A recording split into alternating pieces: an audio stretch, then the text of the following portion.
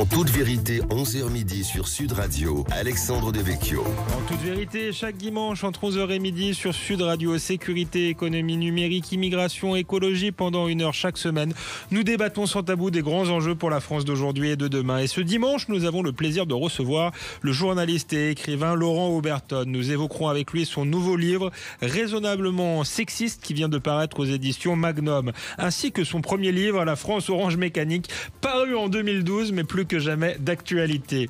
Où en sont les relations hommes-femmes au XXIe siècle? Les rapports amoureux sont-ils encore possibles à l'ère de MeToo et du wokisme? Le féminisme à géométrie variable est-il le pire ennemi des femmes à l'heure de l'ensauvagement et du choc des civilisations? Tout de suite, les réponses de Laurent Oberton en toute vérité.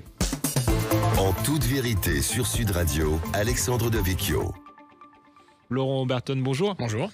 Ravi de vous recevoir aujourd'hui. On va parler de votre livre, Raisonnablement sexiste, qui vient de paraître aux éditions Magnum, qui est une réflexion sur les rapports hommes-femmes dans notre époque de néo-féminisme et de politiquement correct. Mais malgré tout, je voulais commencer par vous interroger un peu sur l'actualité. Vous avez fait en 2012 ce livre, La France Orange Mécanique, qui est un best-seller, qui doit continuer de se vendre. D'ailleurs, Laurent Oberton, je suppose. Oui, s'il y a toujours à chaque actualité qui s'y prête, il y a un rebond de ce livre. Et là, sur les derniers mois, en effet, ça n'arrête pas parce qu'on est vraiment dans ces thématiques. Effectivement, la réalité semble vous donner raison. Livre qui avait été un best-seller, mais qui avait été décrié à sa sortie.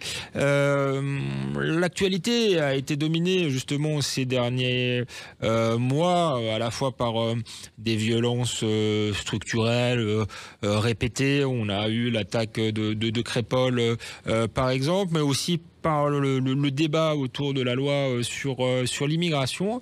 Est-ce que c'est une victoire idéologique pour vous, ce qui est en train de se passer? Et est-ce que vous vous en réjouissez ou est-ce que vous vous dites oui, c'est une victoire idéologique, mais la situation du pays est bien dramatique? Disons qu'il y a un alignement de la communication de certains responsables, de la majorité par exemple. Darmanin a repris à son compte le terme ensauvagement, Macron l'a quasiment fait aussi, et pas mal de politiques de premier plan ont plus ou moins admis que le constat de la France Orange Mécanique était indiscutable aujourd'hui. Donc de ce point de vue, il y a une évolution. Après, c'est de la communication politique. Derrière, je vois pas vraiment de mesures ou de réflexion qui prennent en compte toute l'ampleur du problème, notamment judiciaire. Parce on parle d'immigration en ce moment. On a voté une loi qui, à mon sens, ne prend pas du tout en compte l'intégralité du problème. Et du point de vue judiciaire, absolument, c'est circulaire, rien à voir. Les prisons débordent. Il n'est pas question ni d'en construire, ni d'appliquer plus fermement le code pénal. Les expulsions, on sait très bien ce que ça vaut. Les OQTF n'ont jamais été aussi peu appliquées, exécutées que sous Darmanin. Donc pour l'instant, beaucoup de vernis de communication. Et on attend les actes. Ceci dit, une loi qui, tout de même, fait en quelque sorte le lien entre insécurité et immigration. Au moment où vous sortez votre livre, c'est un lien qui est très difficile à faire sans être taxé de facho, disons-le comme ça. Aujourd'hui, on voit bien qu'il y a une forme, j'allais dire, d'union des droites qui va du centre droit de la Macronie jusqu'au Rassemblement national sur cette question. Alors, ceux qui ont voté cette loi ont dit eux-mêmes qu'elle n'était pas suffisante, mais est-ce qu'il y a les plaques tectoniques sont en train de bouger? Oui, je pense, parce que ce chantage à l'extrême droite paralysait vraiment le débat, la pensée et le pays, la classe politique de manière générale depuis pas mal de décennies.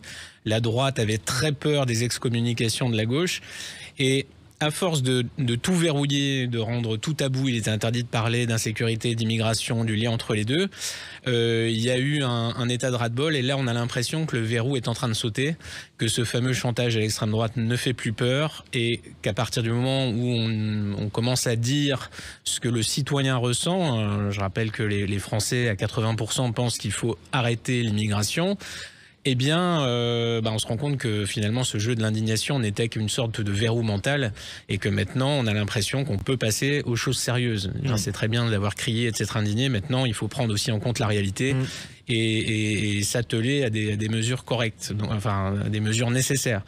Donc cette loi immigration participe à la fin de ce verrou mental. Et évidemment, je trouve qu'elle est encore très insuffisante, mais disons que c'est un pas de plus vers la lumière.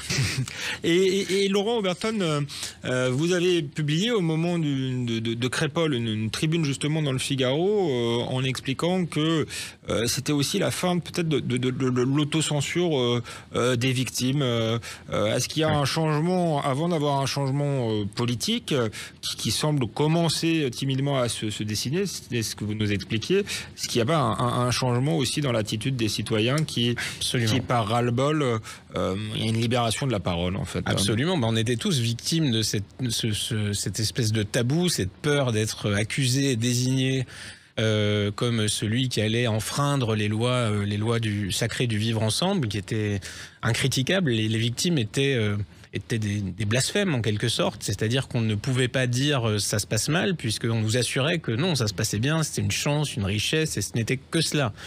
Et comme on présumait que le Français était incapable d'entendre la vérité parce qu'il allait se mettre à mal voter, à mal penser, à je sais pas quoi, les heures sombres, etc., les victimes s'auto-censuraient. Moi, j'ai vu de très nombreuses jeunes femmes dire non, je ne peux pas dire qui m'a agressé, je peux pas parce que on va me dire que je fais le jeu de on sait qui.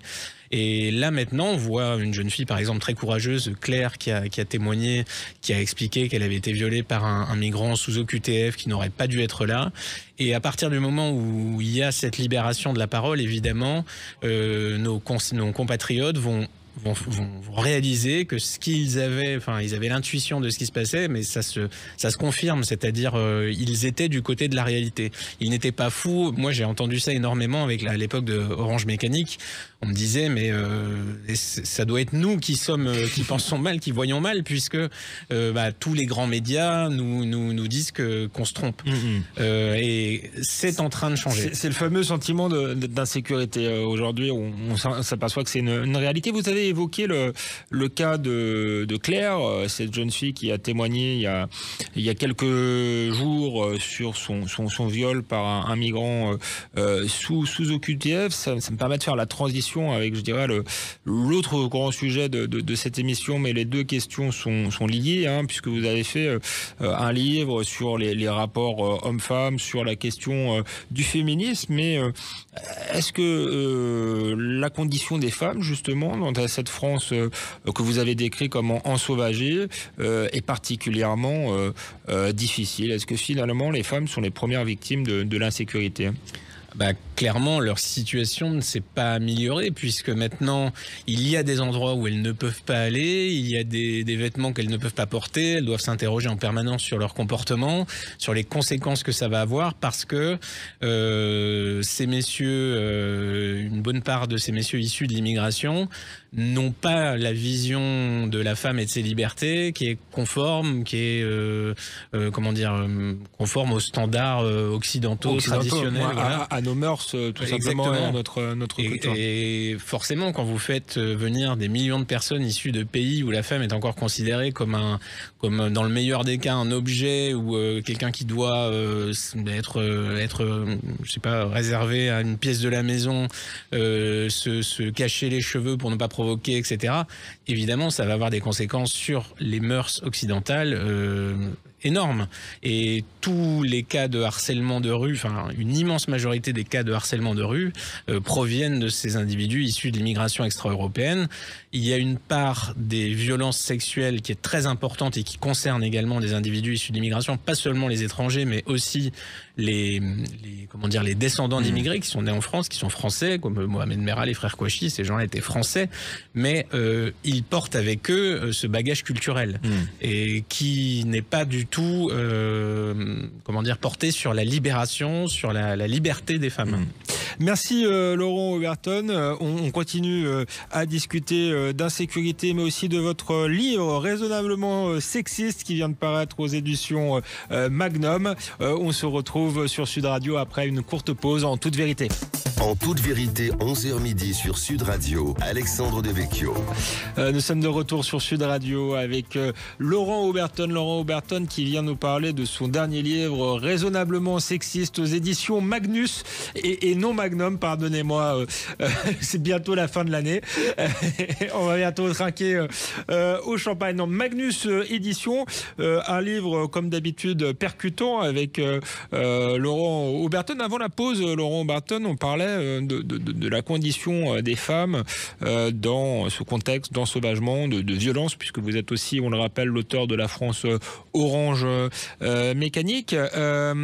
Votre livre est un peu une critique d'un certain féminisme, un féminisme qui a géométrie variable, puisqu'on parlait avant la pause de ce cas de cette jeune femme qui a témoigné à visage découvert, Claire, d'un viol par un migrant sous OQTF, et pourtant elle n'a pas reçu le soutien des féministes, voire même certaines féministes l'ont accusée de s'exprimer avant la loi immigration et donc de faire le jeu du Rassemblement national ou des idées extrêmes. Est-ce que ce féminisme à géométrie variable est en train d'être le pire ennemi des femmes aujourd'hui ? Ah oui, il y avait ce discours, une femme qui est agressée, le discours féministe, c'était on te croit, quoi qu'il arrive, on soutient complètement, elle a toujours raison, elle peut pas.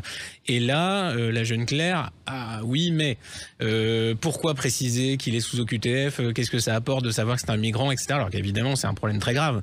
Et ce nouveau féminisme, par lâcheté, par idéologie, va se couper d'un pan immense de la réalité, des vrais problèmes faits aux femmes aujourd'hui, des vraies violences faites aux femmes, qui est considérable. Et il y a un déni manifeste. J'ai vu passer beaucoup de communication là-dessus en disant mais dans plus de 90% des cas, le violeur est un proche.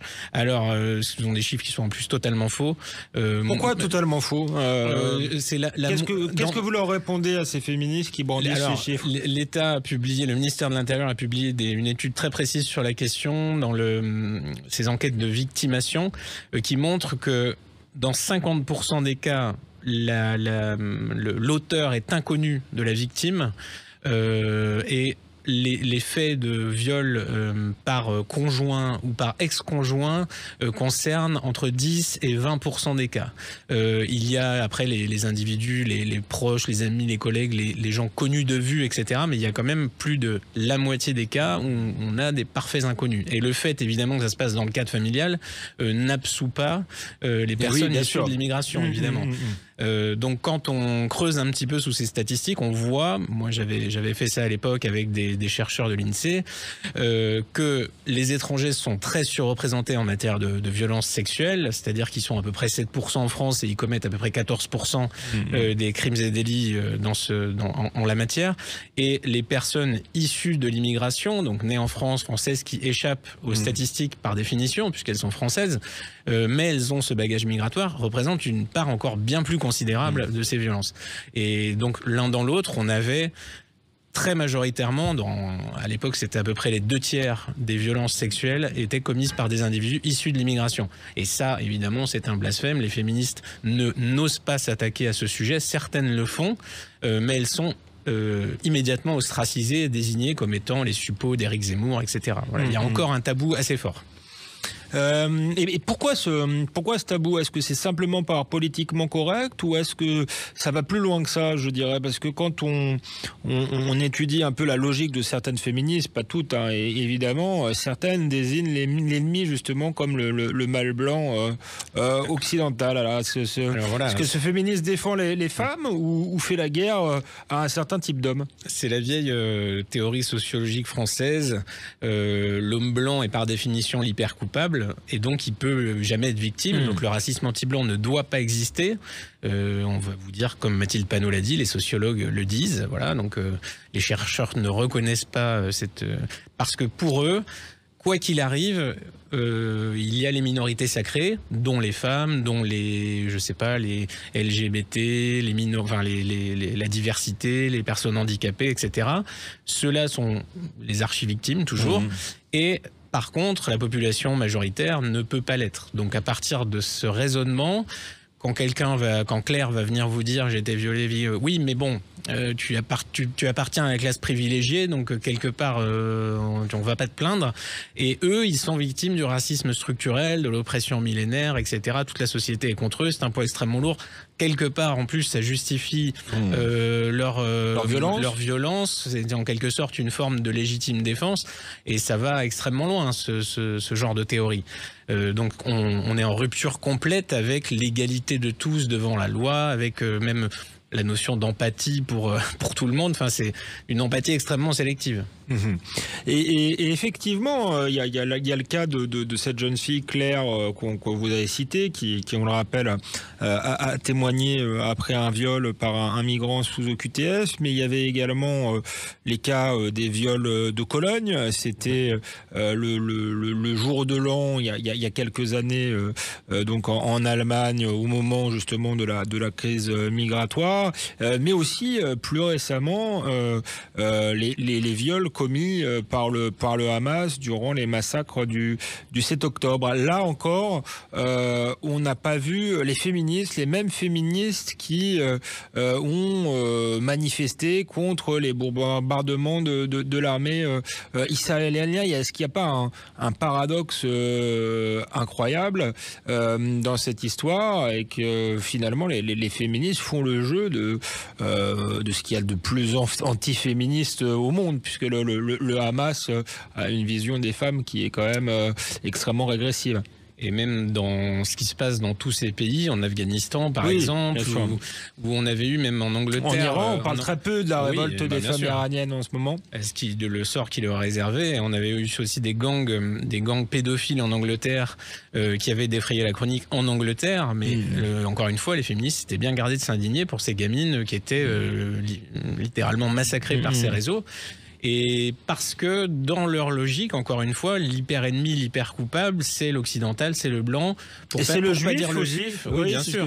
Parce que dans leur esprit, c'est complètement ça. Mais elles savent bien qu'on ne peut pas le dire. Le blanc, on a le droit. Le blanc, on peut dire l'homme blanc, il est méchant, il est pollueur, il est machin, il est raciste. Ça va. Mais le juif, on ne peut pas médiatiquement. Donc elles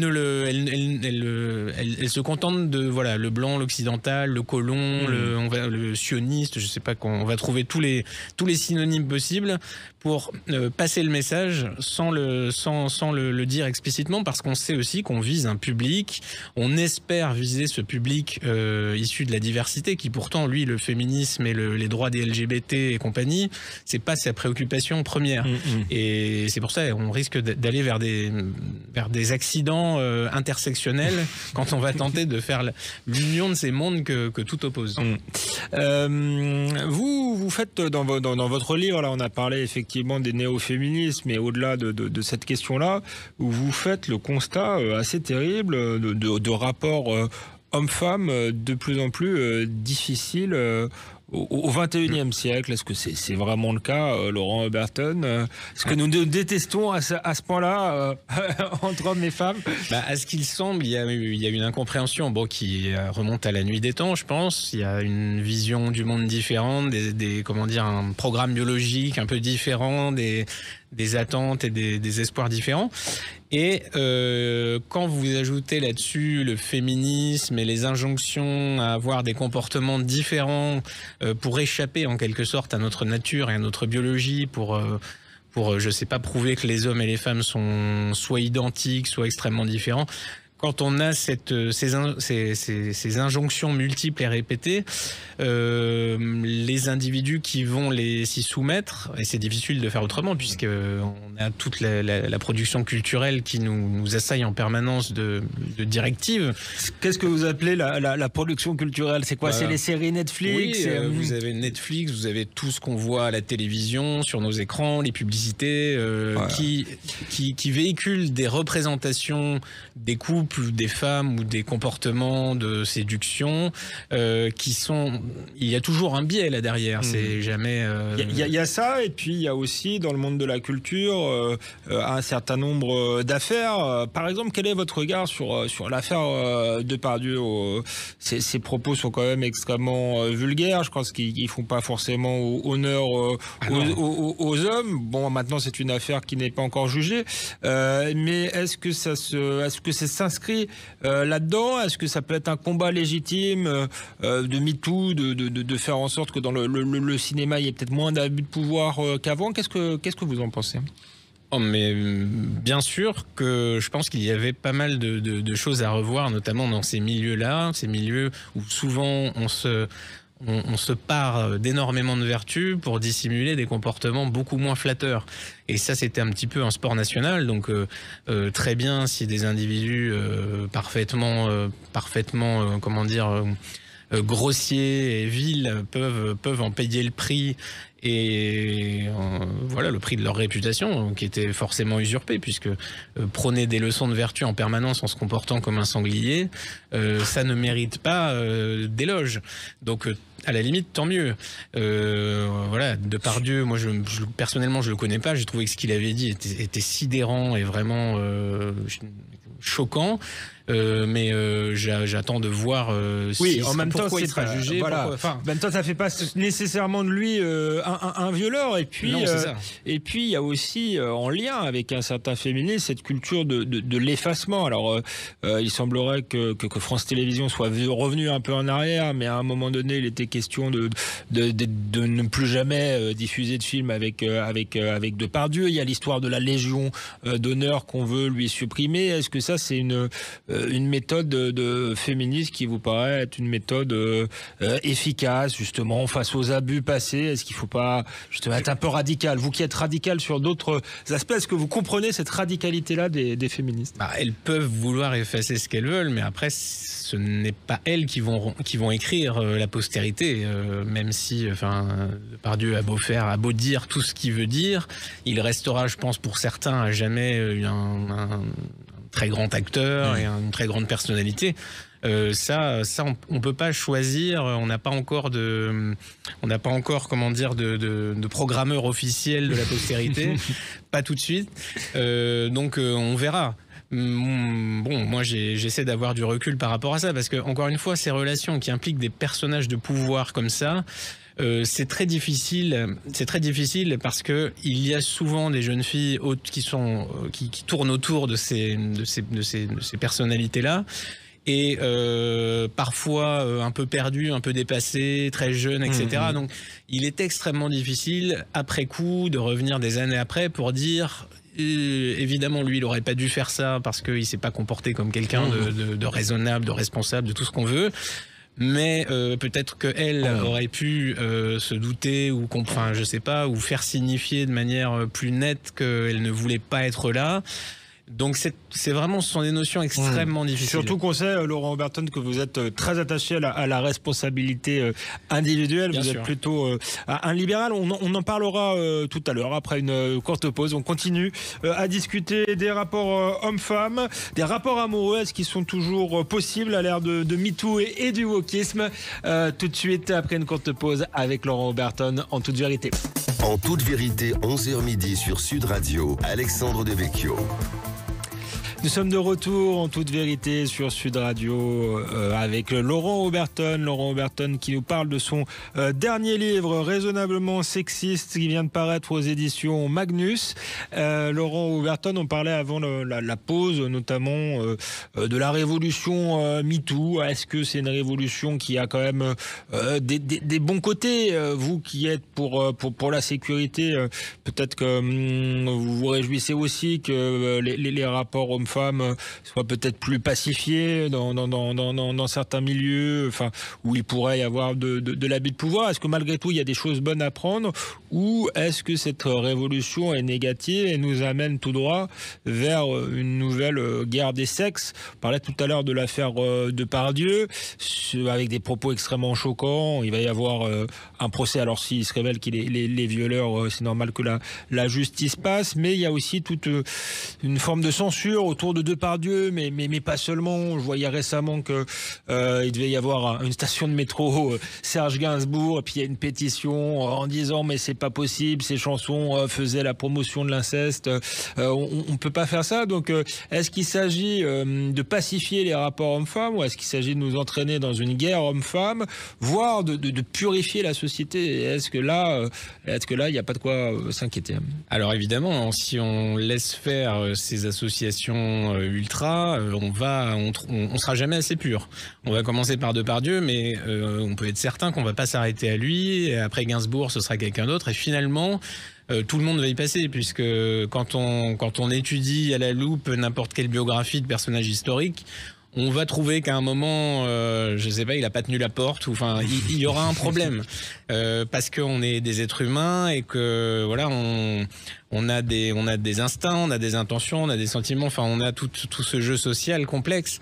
Et condamner quelqu'un un peu rapidement sur des bases comme ça, enfin, ça va être une chasse aux sorcières plus ou moins infinie.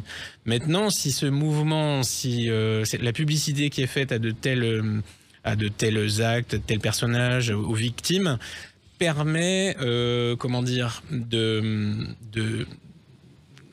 faire prendre conscience à nos jeunes filles que le respect d'elles-mêmes est important, que leur consentement est crucial, que leur parole doit exister, qu'il en va de leur responsabilité de dire oui, non, d'être pas seulement dans les mauvais endroits au mauvais moment. C'est important aussi parce qu'il y a évidemment un travail à faire là-dessus. On peut pas uniquement se pencher sur les uns et pas du tout sur les autres. Comme je l'ai dit tout à l'heure, ces affaires sont complexes parce que il y a aussi beaucoup de filles qui gravitent autour de ces personnages de pouvoir, qui sont attirées par ça, à des moments de leur vie où elles sont un peu perdues. Donc évidemment, après coup, on peut avoir des regrets, mais une fois que les choses sont faites et des années après, ça va être très compliqué à démêler, même si on a des procès comme ça médiatiques, même si ce monsieur tombe ou je sais pas, peut-être que ça ne réglera pas du tout la situation de ces victimes éventuelles. Votre livre, Laurent Oberton, s'appelle Raisonnablement sexiste. Vous cherchez vraiment les coups, quoi. Vous alliez déjà mener le combat contre l'insécurité, contre l'immigration massive. Maintenant, c'est le féminisme, le néo-féminisme, et en plus, il y a quand même un peu de provoque. Donc, vous êtes raisonnablement sexiste, vous, Laurent Oberton. Je cherche à gagner du temps, parce que je sais bien que sur tous les sujets, comme je l'ai dit, le fameux chantage à l'extrême droite était présent. C'est l'épouvantail, il est là. Et qu'on parle d'immigration, vous allez être raciste. Qu'on parle de LGBT, vous allez être transphobe. Qu'on parle des femmes, vous allez être sexiste. Donc tout ça, ça veut dire extrême droite. Donc désamorçons tout de suite le problème, montrons que cet anathème ne nous concerne pas, et comme ça on va pouvoir parler sereinement. C'est aussi pour montrer que vous prenez le stigmate, vous acceptez le stigmate avant même qu'on vous le colle, quoi. Parce que de toute façon, si vous dites déjà qu'il y a des différences entre les hommes et les femmes, voire même qu'il existe des hommes et il existe des femmes, c'est déjà fini. Vous avez basculé dans l'ultra. Je vous ai pas demandé demandé avant de vous interviewer si vous étiez bien un homme, Laurent Oberton. Mais... Oui, jusqu'à preuve du contraire. Je ne suis pas en transition, normalement. Tout va bien. Donc, très bien. Et votre femme, elle dit rien quand vous faites un livre qui s'appelle Raisonnablement sexiste? Parce elle apprécie peut-être? Elle est elle-même, je pense, raisonnablement sexiste. Et on partage un petit peu la même vision des choses. Mais cette vision, malheureusement, qui est celle du sens commun, qui est celle qu'ont toujours eu nos parents, nos grands-parents, nos ancêtres, etc., qu'ont même les animaux dans leur comportement. C'est assez marrant de voir que les animaux sont raisonnablement sexistes. Souvent moins que raisonnablement. Blague à part, Laurent Oberton, qu'est-ce que vous entendez par raisonnablement sexiste? Qu'est-ce que... Simplement de constater nous ne sommes pas forcément les mêmes et c'est pas grave. C'est simplement ça, de dire que oui, les hommes sont peut-être plus intéressés par certaines choses, les femmes par certaines autres choses. Il y a des différences d'attente, d'aspiration. Il y a une incompréhension qui en découle.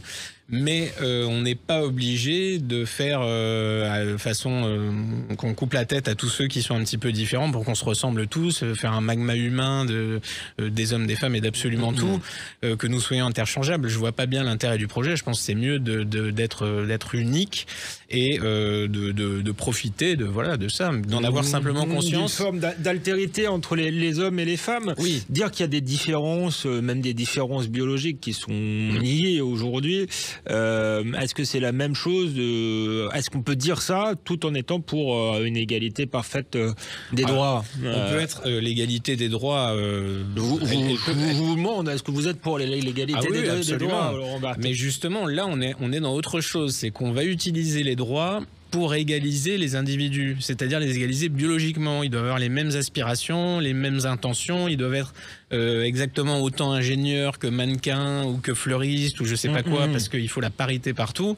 Et ça, c'est une dérive. Laissons les gens choisir. Si les hommes préfèrent ceci et les femmes préfèrent cela, ça les regarde. Et là, on est dans cette logique de correction. Il faut un État, une administration, il faut du volontarisme, il faut montrer aux femmes dès le plus jeune âge qu'elles doivent aimer le bleu ou jouer un peu moins à la marelle, un peu plus au football, enfin je sais pas quoi. Parce qu'on n'admet pas qu'il puisse simplement, que ces différences puissent exister. Et j'ai du mal à comprendre cet acharnement féministe contre ce qu'elles vont appeler les caricatures féminines. Qu'est-ce qu'il y a de détestable dans ces fameux stéréotypes féminins? C'est assez difficile à suivre, mais apparemment ces différences les peinent réellement. Vous êtes un adversaire de la théorie du genre. Vous pensez que que ça brouille des repères? Oui, bien sûr, ça n'aide pas. On a besoin d'une identité quand on grandit, on s'affirme. Les garçons ont besoin de s'identifier à des modèles masculins, les filles à des modèles féminins. C'est une caractéristique vraiment de notre développement. Et je pense qu'on rend pas service aux enfants qui sont un petit peu perdus, qui se cherchent. C'est normal, quand on est enfant, on a toujours ces moments-là d'hésitation. Et de leur expliquer, non, mais vous n'avez pas compris, tout ça est conditionné par le patriarcat depuis des siècles, libérez-vous, donc faites autrement. Vous comportez-vous, si vous êtes une femme, comportez-vous de manière avec les stéréotypes masculins et inversement. Et c'est pas ça qui va aider les individus à simplement appréhender la vie normalement. Qu'est-ce que vous répondez à celles et ceux, j'allais dire, qui vous disent, après tout ça, c'est un peu des constructions sociales. Est-ce que vraiment une petite fille doit jouer à la Barbie et un garçon au camion? C'est peut-être pas aussi caricatural. Je caricature peut-être à dessein votre propos, mais justement pour que vous puissiez... Mais je pense que c'est un livre qui est aussi écrit, donc, expérience de père, et qui, je pense, sera lu surtout par des personnes qui ont déjà des enfants, et on se rend bien compte quand on a des enfants, quand on est confronté au réel, que les camions et les Barbies, ça vient après. C'est-à-dire, c'est pas le parent qui va dire toi tu vas jouer avec ça et toi avec ça.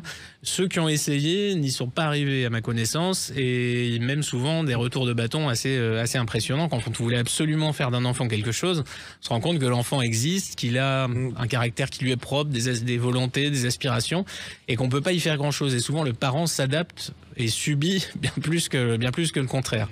Est-ce que c'est pas peut-être la limite de votre livre? Elle avait été pointée, je crois, dans le Figaro par Eugénie Bastier, qui a fait une critique élogieuse de votre livre, mais qui vous reprochait d'attacher trop d'importance à la biologie. Je vous lis, je vous connais depuis un moment. Effectivement, vous êtes un darwiniste revendiqué. Est-ce que l'être humain n'est qu'un animal biologique? Alors, je fais pas du tout partie de ceux qui pensent que voilà, la biologie ne compte pas et qu'il n'y a pas de différence biologique entre un homme et une femme, mais est-ce que vous n'avez pas trop tendance, pour le coup, à essentialiser les hommes et les femmes? Alors, pour prendre un mot à la mode. Il est toujours difficile de trouver la limite, hein, l'influence culturelle et naturelle et ses intrications sont des débats philosophiques infinis, mais on a vraiment eu tendance en France à complètement minimiser, pour ne pas dire complètement nier et écarter l'aspect biologique. Nous sommes issus d'un code ADN et nous sommes la manifestation de cette biologie, de nos hormones. Un minuscule changement hormonal va changer nos humeurs, nos idées, nos volontés, absolument tout de ce que nous sommes. Et le culturel a finalement moins de prise que ce qu'on pensait là-dessus. On a des comportements, nous, de paternité. Je fais référence à ça puisque Eugénie Bastier disait justement que la paternité était le propre de l'homme, et ce n'est pas tout à fait vrai puisque les chimpanzés, mâles chimpanzés aussi, ont des comportements de paternité, certains autres singes beaucoup plus. Et je pense que ça vient d'un héritage très profond. Ça a toujours été l'idée, le rêve un peu marxiste d'égaliser tout ça, maoïste, de dire en fait nous sommes des feuilles blanches, puisque si les êtres sont des feuilles blanches, il faut des administrateurs, un État très puissant, des idéologues pour contrôler tout ça et faire marcher tout ça au pas cadencé. Sinon, si on admet que l'être humain est un produit de la nature, il nous échappe quelque part et on ne peut pas le contrôler comme on le voudrait. Évidemment, il ne s'agit pas de contrôler l'être humain, mais de le civiliser peut-être, mais il ne reste plus que quelques secondes, donc on en parle après une courte pause, justement de cette civilisation de l'être humain et des rapports hommes-femmes qui sont de plus en plus difficiles. À tout de suite sur Sud Radio avec Laurent Oberton, en toute vérité. En toute vérité, 11h midi sur Sud Radio, Alexandre Devecchio. Nous sommes de retour sur Sud Radio, en toute vérité, avec Laurent Oberton, auteur de Raisonnablement Sexiste, Magnus Édition. Laurent Oberton, on parlait avant la pause des rapports hommes-femmes. On disait que vous accordez beaucoup d'importance à la biologie. C'est très intéressant dans votre livre, surtout dans une époque où justement on nie toute différence biologique. On prétend que tout est construction sociale, mais vous êtes aussi un homme d'ordre. Dans vos livres comme La France mécanique, vous avez observé phénomène d'ensauvagement, de décivilisation. Est-ce que malgré tout, y compris dans les rapports hommes-femmes, il y a justement besoin d'un minimum de civilité? Et donc tout ramener à la biologie, ça nous conduit peut-être à des modèles justement dont on a parlé en début d'émission, extrêmement patriarcaux pour le coup. Donc est-ce qu'il n'y a pas un équilibre à trouver? Bien sûr, oui, nous sommes des êtres sociaux comme nos proches cousins chimpanzés, bonobos, etc. Un peu plus que cela quand même. Oui, mais alors quand on étudie de près le comportement de ces animaux, on se rend compte qu'eux aussi sont sous l'emprise d'un contrôle social fort. Celui qui va commettre une infraction, qui va mal se comporter, qui va un petit peu trop suivre ses instincts primaires, risque de se faire plus que rabrouer par le groupe et de voir sa place dans la hiérarchie descendre. Enfin, il y a vraiment ce contrôle social un petit peu permanent. Et nous sommes une espèce domestiquée, donc plus que civilisée. On a un petit peu perdu cette notion, puisqu'il y a l'anonymat des villes. Enfin, il y a des moyens d'échapper au contrôle social, en quelque sorte. Il y a du mou dans la laisse. Pour le coup, nous sommes atomisés, oui. Oui, voilà.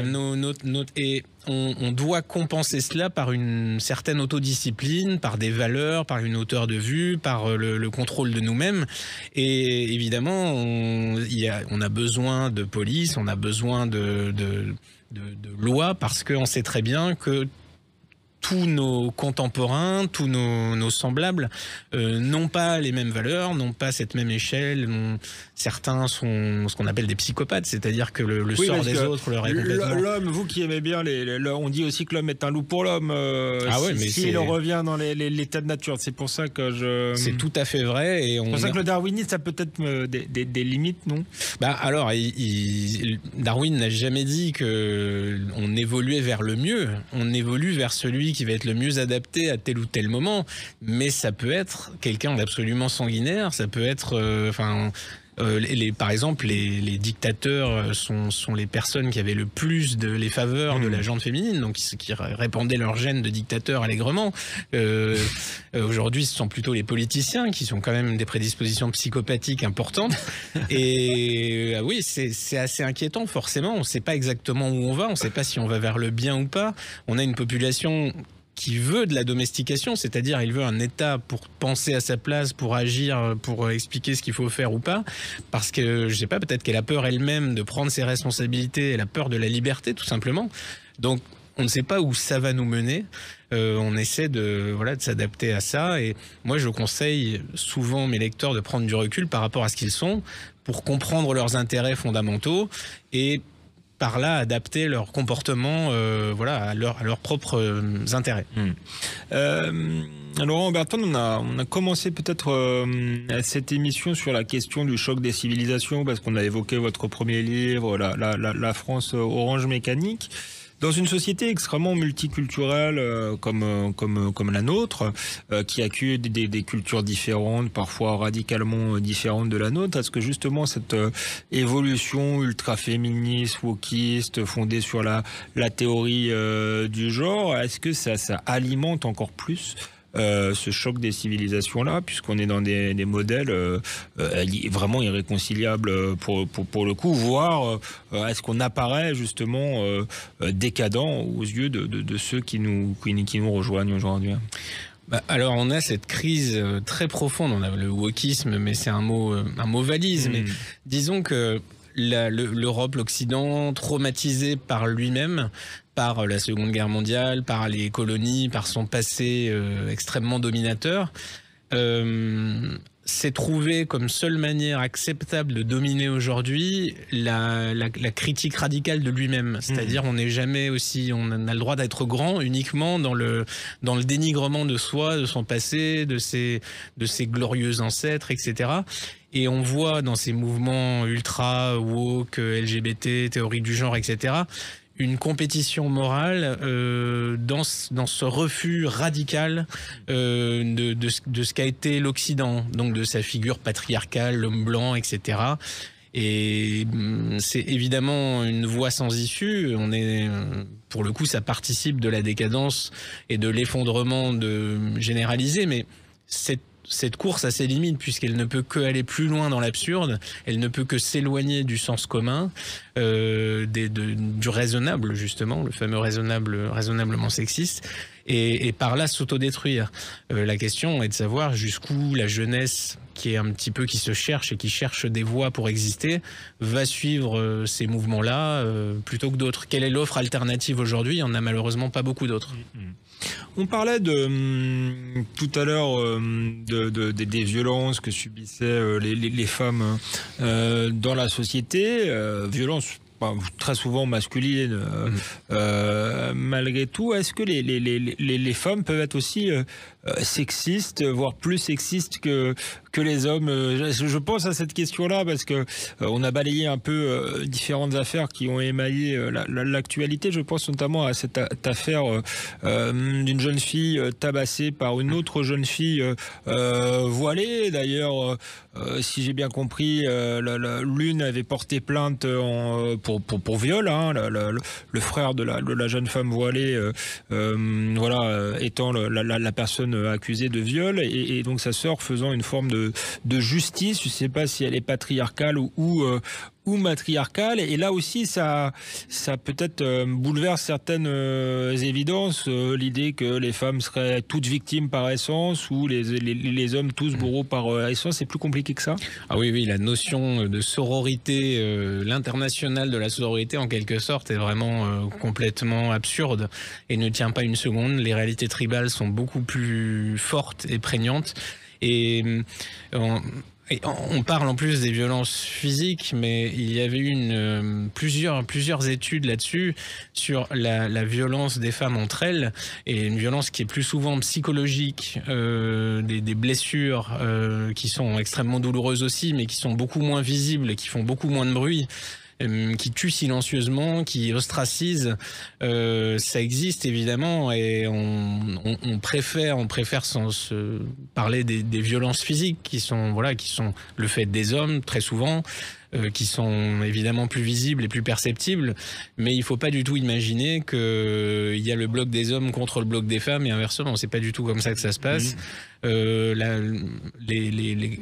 hommes, les violences masculines sont parfois excusées, justifiées avec virulence par des femmes qui, même parfois quand elles en sont victimes. Donc non, il faut pas du tout imaginer qu'il y a deux blocs distincts qui se font la guerre. C'est pas comme ça.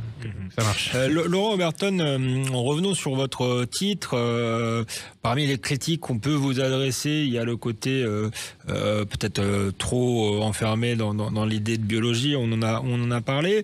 On voit bien qu'il y a un peu de provoque dans le titre raisonnablement sexiste, mais est-ce que vous craignez pas d'avoir un procès en masculinisme ou en virilisme? Est-ce que c'est ce que vous défendez? Est-ce que pour vous un homme doit être un homme fort par rapport est-ce qu'il y a un espèce de modèle comme ça Disons qu'il doit assumer ce qu'il est, les responsabilités qui vont avec. Il est pas interdit de faire en sorte de s'améliorer, de s'accomplir. Donc je dis pas du tout que ça passe forcément par le soulevé de terre ou les tractions, je sais pas quoi. C'est pas forcément ce genre de démonstration qu'on attend, un petit peu caricatural. Mais il y a quantité de moyens de s'affirmer pour les femmes aussi. Et donc non, moi je constate que ces courants masculinistes, virilistes en font un petit peu des tonnes en réaction, je pense, au féminisme qui est très présent médiatiquement. Les hommes se sentent un peu exclus de tout ça. On parle souvent d'hommes qui sont dans un échec sentimental et conjugal assez total, donc qui vivent un petit peu repliés sur Internet avec des relations virtuelles, etc., ou la prostitution, et donc qui préfèrent imaginer que tous les problèmes viennent de la féminine plutôt que de se regarder eux-mêmes dans une glace. Ça, malheureusement, c'est un réflexe assez partagé. Oui, Laurent Oberton, du coup, pour finir, ce sera peut-être la dernière question. On a beaucoup parlé d'une société violente à l'égard des femmes, hein, même s'il y a différentes causes à la violence, on l'a bien vu, et on ne peut pas dire effectivement que tous les hommes, et en particulier les hommes blancs, sont des bourreaux. Donc il y a une condition des femmes qui est compliquée, mais justement, on parlait de ceux qui sont tentés par le virilisme, etc. Est-ce que la condition des hommes est particulièrement compliquée en réalité aujourd'hui? Oui, parce que on a toute le poids de l'institution. L'institution aujourd'hui en France, les administrations, l'éducation nationale, la culture, l'université sont vraiment extrêmement fortement imprégnés de ces idées féministes. Bon, en tout cas, il est convenable quand on est dans ces milieux d'adopter ces discours-là. Donc forcément, les enseignants vont dire aux petits garçons d'être moins turbulents, de moins chahuter, de se taire, d'apprendre à être beaucoup plus dociles. On va essayer de les déconstruire dans ce qu'ils sont de plus profond. Et le chahut chez les garçons est vraiment un moyen de socialiser qu'encore une fois on peut observer aussi chez les chimpanzés par exemple. Et le fait de vouloir absolument briser ces caractères n'est pas bon pour eux, évidemment. On va d'entrée de jeu les considérer comme trop remuants, ils sont un peu trop dans le paysage. On leur explique qu'en plus s'ils se reproduisent, c'est un bilan carbone qui n'est pas bon, etc. Enfin, ça fait beaucoup de charge mentale.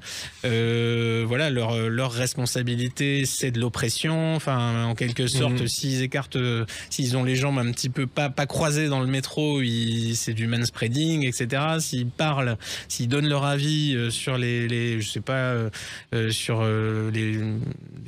sujets qui concernent les femmes, c'est un problème. Enfin, on leur fait comprendre qu'ils sont un problème. Et évidemment, c'est difficile à vivre. Merci Laurent Overton, ce sera le mot de la fin. Merci de nous avoir suivis. En toute vérité, c'était passionnant. Je vous laisse avec les informations. Je vous souhaite un bon réveillon et on se retrouve la semaine prochaine pour un nouveau numéro dans Toute Vérité.